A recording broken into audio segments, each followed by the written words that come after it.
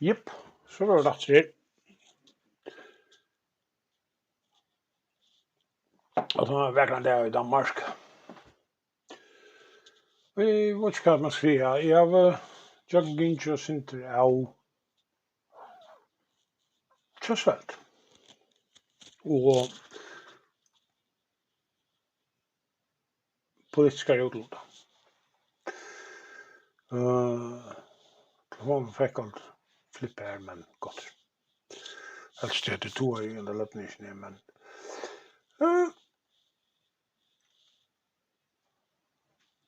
politisk útlutan, har ni hört att det gäller 20 år. Politisk útlutan.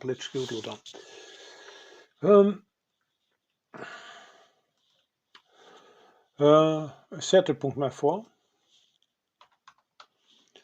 Og her sannelig ikke for lite av politiske utlutan. Rettelig åndelig politisk.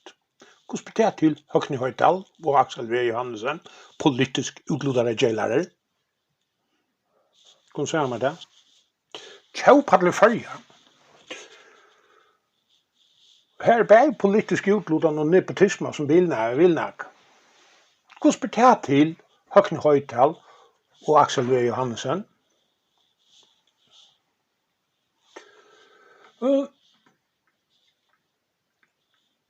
Og så kan jeg gænga videre i jøkken alt det her. Og med den nye etgøvnen av de andre velen og tvører, Jester Håkort, hva er han ikke finner utdalt av løyven til politiske utlutan? Morgen andre nekran du har haft i førje søv. Høgni Høydal, fy skammat. Politisk utlutan er neka som sosialister Geil men som bare sosialister gjør. Jeg har nå funnet, og det er så deprimerende at selv dansk færøsk kulturfond er sosialistisk utlutan politisk. Himmels pappa, her er lite håp i alle mål. Altså, å snakke om korrupsjon, Høgni Høydal, er ikke korrupsjon. Helten er kringvarsmanningen, og helten er tingpølsen er kringvarsmanning. 40% av tøyndadoltene er kjøsveld. 3 restene er jaunaver. Det er ganske helt. Hva er det her annet enn politisk utlutan? Og man ser også for ikke nevne navn, bøttene til kjøsveldes stolen, og kring kvarten, de får starv, de arva starv, allme starv, utan arv og diggetarv og alt det her. Nei, kjenner du nedan i kjøsvelden, så er du garanteret, er du familie i nedan i kjøsvelden, eller er du sånne døtter nedan i kjøsvelden, eller nedan adelinen og fjerskinen som kjøsvelden praktiserer. Ja, men så er man, så har du allme starv, tjenestemannapensioner, og jeg skal komme etter der ved bøter, og skattealderen skal punga ut og i skøyter, for resten av løvene. Og så er det kjøsveldet. Og vi ser på den politiske utlutan, mafia og korrupsjon og bla bla bla. Hva er det så flokkeren eksponenter for det annet enn råtenskap, korrupsjon, nepotisme, kamerateri, og ja, men titta, for kort kjekta landstyrsmann, bare vi har sett at for Sinjon, og i starv kringkvarten, tid, kjøsveld i Østen garanter for. Jennes, skammade. Hette som det kostet det politisk, det kan han gå for det her. Så mye kjenner jeg til å velge. Og det nytter ikke Jennes, Lussa nå, Jens Geil, Det nytter ikke å få sluta samkomsten at det får standa av og det får ryms nærkjøtt. Det ingen klarer å bjerge det politisk. Du har skåtet Jóan bort i høtt politisk. Ikke gjør mer, munnen lykon, og noen år skiltene, til du øyer henne selv.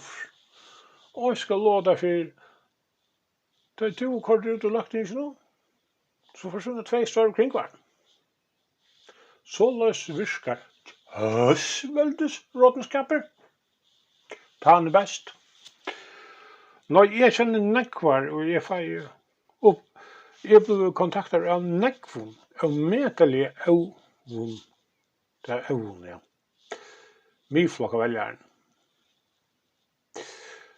Jeg har fortalt om for skriveren satt her, Jens, flokkskriverne, om at her.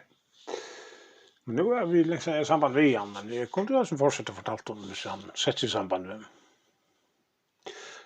Dette er en Geil. Og etter gang 4 så point ut nøsene i satt her. For jeg vent alltid til evnen med nepotismen. Tjålakhus. Det er uger out. Frøvskapssetter uger out. Kringkvarp uger out. Og jeg råk vi atlastan er ferdig inn i mye fyrsidingsene. Her uger røysen out. Det er som navn. Så er det alle sett navn nu. Man renner jo i atlas hamlet og inn. Det er langt ferdig. Jeg råk hvis jeg skal ferdig jeg vet ikke alle personene i kringkvarten, så blir det en lengs henting som bare Geil tog, ja, som jeg fikk kjøpe meg nytt SD-kort i telefonen og fyrir at og minne jo igjen, så jeg kan gjøre en sending lenger nok, for jeg strikker alt ut rådenskapen her. Nei, Høgni Høydal, du hever ometelige lyd jeg skriver hjemme om. Jeg er ikke slett ikke skriver hjemme. Her er akkurat nå. Synder det ruinering og bøtalig skia. Det er, nei, jeg tykker ikke du må skrive om det. Nei, høyt meg jo skammer det. Jens skammer det, Axel V. Hansen skammer det. Og tid, sambandsmenn, tæstig sammen, tid nå nekver, bukte Jóan Dahl, tar som lærer jeg noen flansjan, politisk. Det er lov til å gjøre det bokstavelig, altså. Man er nødt til å gjøre det politisk. Altså, med her, hører unge de øvrige næka, som ikke ender en katastrofe igjen. Og han var i politikk, det var også en katastrofe, sånn at han var i politikk. Jeg vet ikke, hva gjør vi når man holdt her, til sambands med er han ikke, til sambands med han nærmere er det, han var passa i anstøvende i en sangkong. Så var sikkert jeg slapp med vi hadde lort. At det her at det fautonkelen og så næka. At det er at knesen røyan, så skulle få en væramann inn i sin ferie. Ja, det er nok det øyneste som han har stillet opp for, til fire, jeg har på sin makkeren. Arbeidsjøren, det er GT, det var det ikke. Men en ting som jeg ofte har vært inn, ja, for inn her og nærmest hev.fo, folk kommer inn og hitje her. Til hevstå. Og vi var inn her for noen andre siden, da kom vi inn av starsfolk, det er overst oppe, starsfolk. Og så at de fleste ødlån, nesten ødlån, utan teltemannen, ja, nærmere ødlån kan du lese CV i tja, nok stort. Først før vi var inn her hukte tid, jeg lærer man ikke, for jeg klikker CV, en person var vi vinnlige rundt. Jeg har utlært lettsikker. Som min skrav er, men altså, sallet, ja, det er stort.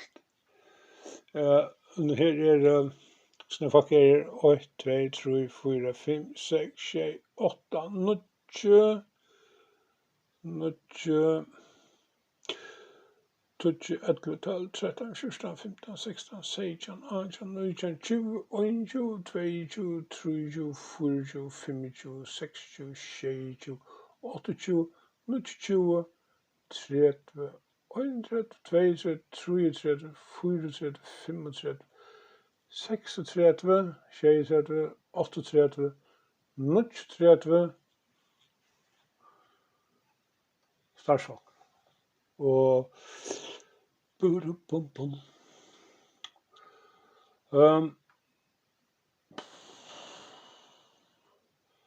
huset er en teltfrøring. Det er alt for noe som man kan gita om.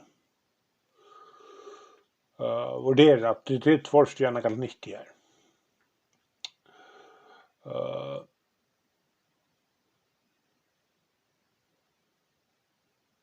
Så er det også fjærløyve. Her er noe sned til Røskatlander som folk er ansett til. Man har unge tørsene gang. Her er en kantinperson røysen, og hun garanterer røysen noe som hun garanterer røysen noe nytt.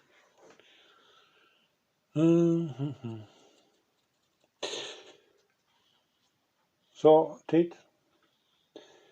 Rocknar er nekva snir velja Jóan flasken, Jóan flasken. Så stann navn, ett navn. Det er alt från 2 Jóans navn her. 3. Og Jóan var. Så jeg oppfordrer deg til at jeg prøver hitjen så heimasøyden her. Og gjør det annet mynd det. Kurset, altså klikka svein her til forskjellige selger sånn herfra. Folk som unga har vært arbeids, altså som må arbeid til ute i virkelig høydene, utanfor lærerstånder og teoretiske Excel arbeidsøker, så som ikke kallar arbeid,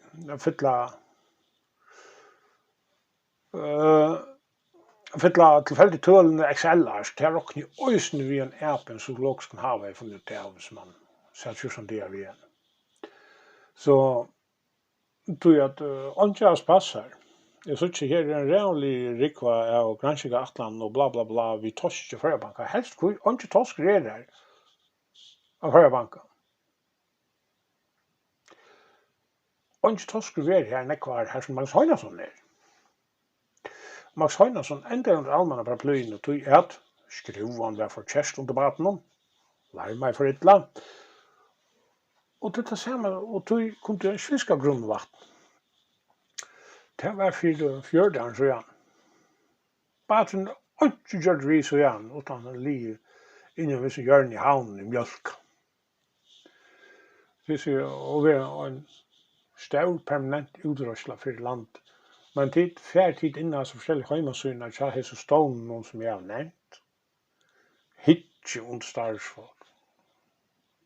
Og så synes jeg hva det kan skattekranene sødlære borte til.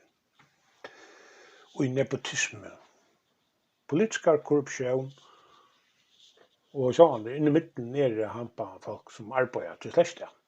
Men for det større, så er det hit. Og det kan skattekranene. Platter fra minner og fleste er skilje neppe bedre her. Vi tar husk det om København og socialist. Det er her så blir det grøsten på håper så blir bare større opp her. Husk du kunne på for alt det beste.